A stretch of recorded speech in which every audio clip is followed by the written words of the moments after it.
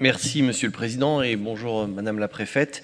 Mon intervention va s'inscrire un peu dans la continuité de celles qui mettent en avant les relations entre l'État et les collectivités locales. Et je voudrais commencer un petit peu comme Dominique Fontenay, si vous le permettez, par une déclaration d'amour. Les élus locaux aiment l'État. Ils aiment les robots, certes, et l'innovation dont vous avez fait preuve, mais ils aiment aussi l'intelligence collective et l'intelligence humaine et la présence sur le terrain. J'ai d'ailleurs le souvenir que lors de quelques jours après votre prise de fonction face aux inondations, vous étiez d'ailleurs sur le terrain à Orsay même.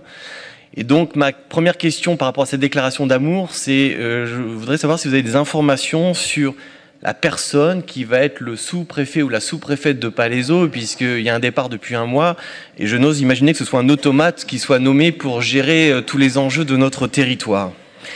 Alors, deuxième partie de l'intervention sur la relation entre l'État et les collectivités locales. Vous avez eu l'occasion d'aborder des choses qui peuvent paraître contradictoires, puisque vous annoncez à la fois effectivement une compensation de la taxe d'habitation, enfin vous faites écho évidemment des propos du président de la République, du maintien, et on s'en félicite, des dotations pour 2018, mais en même temps reste en toile de fond ces économies, cet effort collectif de 13 milliards d'euros qui va être demandé aux collectivités locales.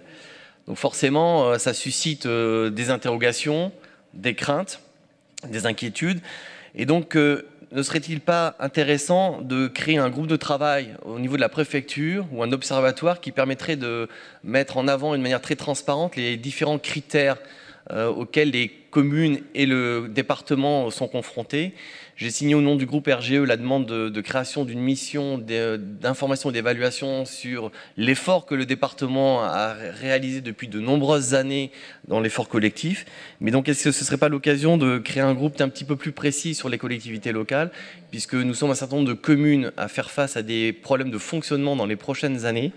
Alors, j'ai entendu le terme de modération de l'augmentation des dépenses de fonctionnement, mais souvent elles se heurtent à des décisions qui sont prises au niveau de l'État sur l'évolution de la fonction publique, et elles sont à un moment dans un domaine insoluble. Donc moi je pense qu'un groupe qui serait instauré et qui permettrait pendant toute l'année 2018, puisqu'il n'y aura pas de baisse en 2018, de faire ce travail, serait certainement favorable à ce que cette relation d'amour perdure dans le temps. Sur ces mots